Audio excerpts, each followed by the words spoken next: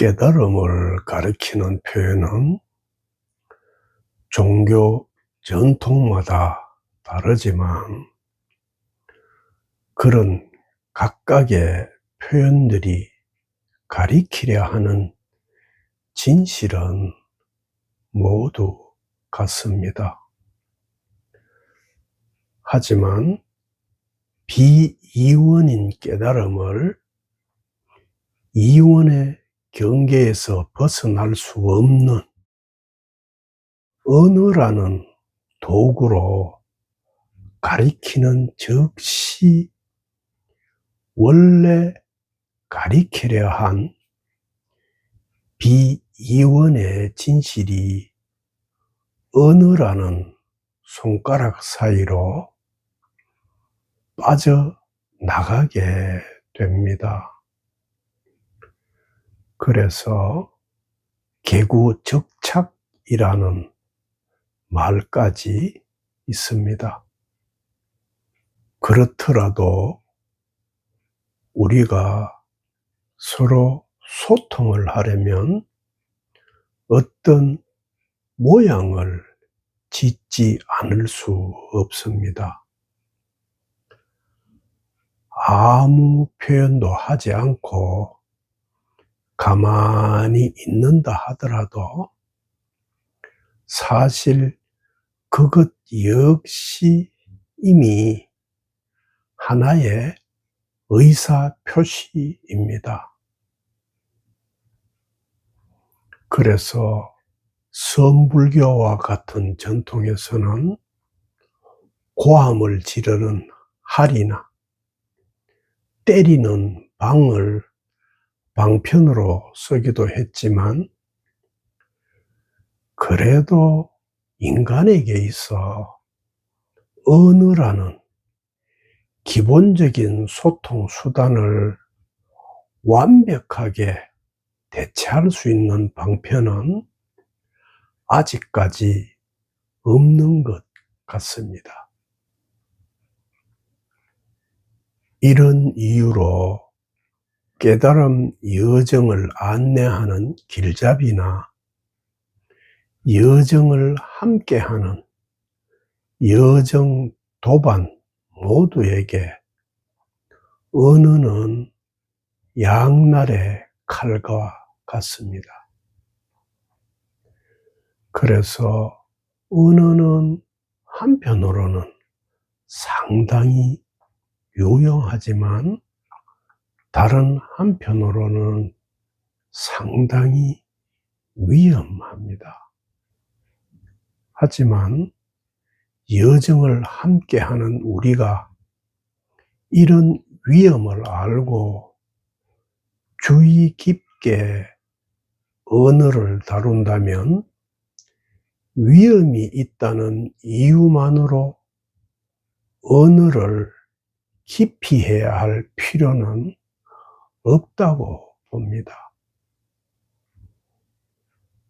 제가 자주 쓰는 용어 중에 이원, 비이원, 그리고 절대, 상대라는 이런 표현 역시 언어이기 때문에 말 자체만을 따라가게 되면 이원적인 언어의 늪에서 벗어날 수 없게 됩니다. 풀어서 다시 말해 보겠습니다. 깨달음 여정에서 지칭하는 비이원은 이원의 반대말이 아니며 절대라는 표현 또한 상대의 반대말이 아닙니다. 말로는 이원, 비이원이라고 표현하고 또한 절대, 상대라고 지칭하지만 만약 비이원이 실제라면 거기에는 당연히 이원이 있지 않아야 실제의 비이원입니다. 그리고 절대가 실제라면 거기에는 당연히 상대가 있지 않아야 실제의 절대입니다. 그러므로 깨달음 여정에서 진술하는 어떤 깨달음 명제도 언어가 피할 수 없는 이러한 이중적인 속성을 감안하고 받아들이셔야만 오해하지 않게 됩니다.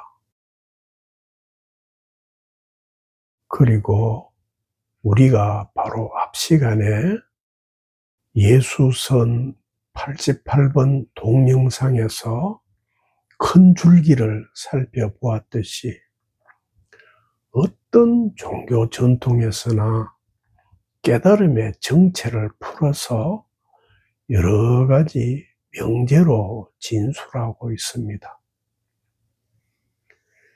이제 그런 진술과 명제를 종교적인 허울과 색채를 제거하고 알맹이만 가져와서 살펴보겠습니다. 제가 예수선 88번 동영상에서 깨달음을 가리키는 모든 종교 전통이 보이는 모든 형상을 해체하는 길을 통해 보이는 모든 형상의 이전이며 바탕인 무형상에 도달하는 길이라는 방향이라고 말씀드렸는데, 이번 시간에는 이 진술을 다른 형태로 더 단순하게 줄여 명제를 만들어 보겠습니다. 저는 제 깨달음 여정을 통해 보게 된 진실을 두고 누가 깨달음이 무엇이냐라고 질문하면 저는 깨달음은 온통이다라고 대답합니다. 여기서 온통이란 말을 전체라는 낱말로 치환해도 됩니다. 하지만 온통이라는 진술을 어떤 하나의 덩어리로 모양을 짓거나 전체라는 진술을 전부를 합쳐 놓은 것이라고 모양을 지어서 받아들이시면 안 됩니다. 그래서 이번에는 이러한 오해를 좀 피해보려는 입장에서 이 명제를 풀어서 다르게 진술해 보겠습니다. 만약 전체라면 거기에서 예외가 되거나 제외되는 것이 아무것도 없어야 전체라고 말할 수 있습니다. 그렇다면 시간을 아무것도 제외되지 않는 전체에 적용시켜 보면 어떻게 되겠습니까? 전체인 시간을 우리는 언제나 늘 항상이라고 부르며 또한 영원이라고도 말합니다. 그러므로 전체인 깨달음의 관점에서 보면 어떤 시간도 깨달음에서 제외되어 있지 않습니다. 그래서 한자로는 무시무종이라고 표현합니다. 아무것도 제외되지 않는 전체인 깨달음에 공간을 적용해 보면 어떻게 되겠습니까? 공간 전체를 가리킬 때 우리는 어디에나 라고 지칭합니다. 그러므로 전체인 깨달음의 관점에서 보면 어떤 공간도 깨달음에서 제외되어 있지 않습니다. 그래서 한자로는 무소부재라고 표현합니다. 이번에는 아무것도 제외되지 않는 전체인 깨달음에 사물을 적용해 보면 어떻게 되겠습니까? 사물 전체를 가리킬 때 우리는 무엇에나 라고 지칭합니다. 그러므로 전체인 깨달음의 관점에서 보면 어떤 사물도 깨달음에서 제외되어 있지 않습니다. 같은 시각에서 아무것도 제외되지 않는 전체인 깨달음에 사건을 적용해 보면 어떻게 되겠습니까? 사건 전체를 가리킬 때 우리는 무슨 일에서나 라고 지칭합니다. 그러므로 깨달음의 관점에서 보면 어떤 사건도 깨달음에서 제외되어 있지 않습니다. 그리고 이렇게 시간, 공간, 사물, 사건이 아무것도 제외되어 있지 않은 진실을 가리켜 그리스 경전에서는 판타 엔 파신, 즉 모든 것 안에 모든 것이라고 진술하고 있고, 불교의 화엄 사상에서는 일적 일체 다적일이라고 한자로 표현하고 있습니다. 이 진실을 압축해서 한글로 다시 풀어보면 무엇을 봐도 이것이고 어디를 가도 여기이며 언제가 되든 지금이다 라고 진술할 수 있습니다. 그러므로 이것 외에 다른 것은 없고 이곳 외에 다른 곳이 없으며 지금 외에 다른 때가 없습니다.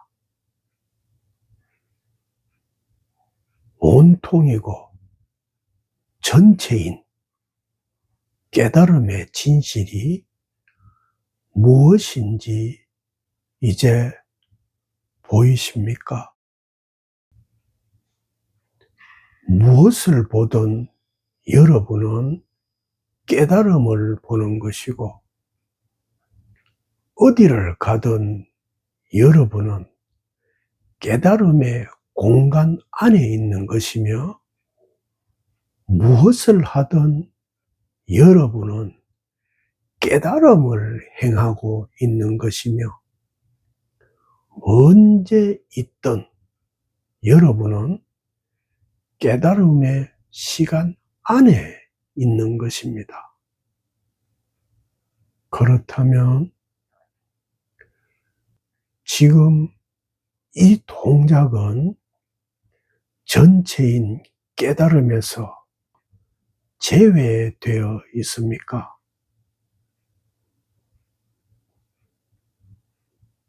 아무것도 제외되어 있지 않은 이 진실이 도대체 무엇입니까?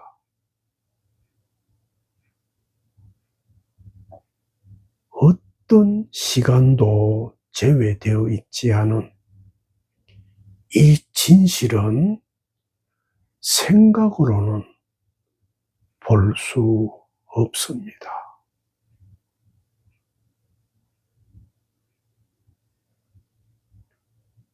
여기에서 제외된 일은 아무것도 없습니다. 바로 이것입니다.